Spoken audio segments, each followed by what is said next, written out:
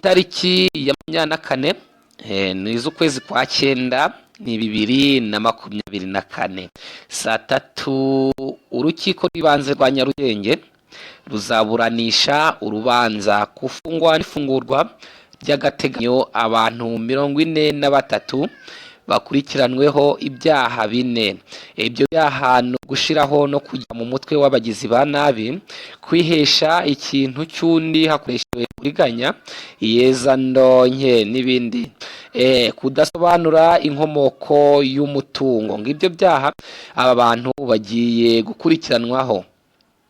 Ndagusuhuje kandi nguhaye ikaze, reka dukomeze tubire hamwe izi nkuru zirimo ziratrendinga cyangwa se ziracicikana ku mbuga nkoranyambaga. Nkubwira ko hano twibanda ku ma breaking news, ni za nkuru ziba zigezwaho kanya cyangwa se zimaze iminsi mikeya zimenyekanye. Reka turebere hamwe iyi nkuru. Ni mu karere ka Nyarugenge, birumvikana ni mu mujyi wa Kigali. Mu karere ka Nyarugenge haravuga abantu 43 bari mu mutwe witwa abameni baragezwa imbere y'urukiko. Bari mu mutwe wiswe abameni ni abantu ki? Turakomeza turebere muri iyi nkuru abameni cyo bishatse gusobanura. Hari ni ku tariki ya 24 Nzeri cyangwa se kwezi kwa 9 2024, birumvikana muri uyu mwaka turimo, saa 3 za mu gitondo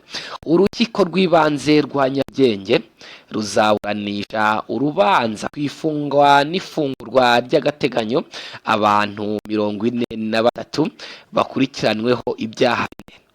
Ibyo byaha ni gushiraho no kujya mu mutwe w'abagizi ba nabi.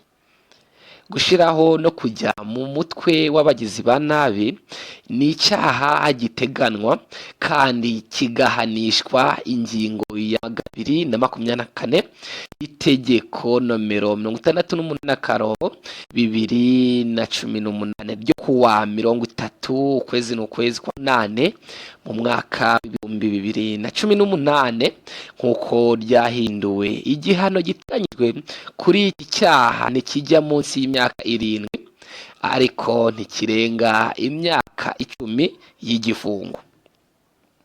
Kwihesha ikintu cy'undi hakoreshejwe uburiganya ni icyaha giteganwa n'ingingo y'174 y'itegeko nomero 68/2018 ryo kuwa 30 z'ukwezi kwa 8 2018, nkuko ryahinduwe.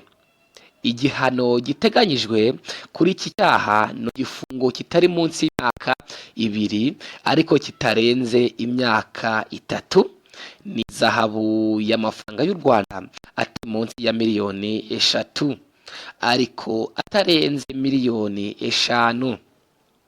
Kugenda nsubiramo ibyaha aba bantu bakurikiranweho. Tugere ku cyaha cya gatatu cyangwa se icyaha bakurikiranweho abashinzwe gatatu, ni iyezandonke.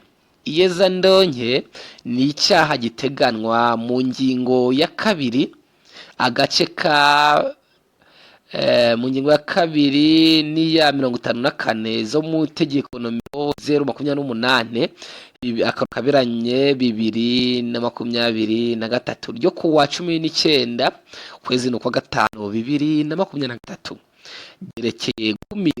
ryerekeye gukumira no guhana iyezandonke, gutera inkunga iterabwoba no gutera inkunga ikwirakwiza ry'intwaro za kirimbuzi. Igihano giteganyijwe kuri iki cyaha ni igifungo kitari munsi y'imyaka 10 ariko kitarenze imyaka 15, ni hazabu y'amafaranga ikubye inshuro kuva kuri 3 kugeza 5 z'agaciro k'indonke yejejwe. Ngayo nguko. Kudasobanura inkomoko y'umutungo. Icyaha cya 4 abakurikiranweho ni ugudasobanura inkomoko y'umutungo. icyaha giteganywa n'ingingo ya 9 y'itegeko nomero 54 akaberamye 2018 ryo kuwa 13 ukwezi kwa munane umwaka wa 2018 ryerekeye kurwanya ruswa. Igihano giteganyijwe kuri iki cyaha ni igifungo kitari munsi y'imyaka 7 ariko kitarenze imyaka 10 ni hazabu y'amafaranga y'u Rwanda yikubye inshuro kuva kuri 3 kugeza kuri 5 z'agaciro ku mutungo adashobora kugaragarizwa inkomoko. Abo bantu bose bahuriye mu mutwe w'abagizi ba nabi uzwi ku izina ry'abameni bakaba babesha abantu ko ari abakozi ba MTN, bakabwira ko hari amafaranga yayobeye kuri telefone zabo bagomba kuyabasubiza. batayasubiza bagafunga accounts cyangwa konte zabo za mobile money. Nguko aba bantu ibyo nibyo byaha bakurikiranyweho. Aba bantu ba 43 ni mu karere ka Nyarugenge. Abantu 43 babaza mu mutwe wise abameni uyu munsi ku tariki 20 z'ukwezi kwa 9 2024 baragezwa imbere y'urukiko baburane gufungwa n'ifungwa. Kubwiko umutwe w'abameni ngo abenshi bakunda kubesha abantu bababwira ko hari amafaranga yayobeye kuri konti zabo za mobile money, bakababwira ko bagomba kuzana izo phone zabo cyangwa se sim card zabo bagakuraho ayo mafaranga yayobeye kuri konti za Airtel money zabo, batanga ayo sim card yabo cyangwa se izo telefone zabo bagakuraho ayo mafaranga bagafunga izo simukadi zabo. Ngayo nguko ibyo nibyo byaha bakurikiranweho.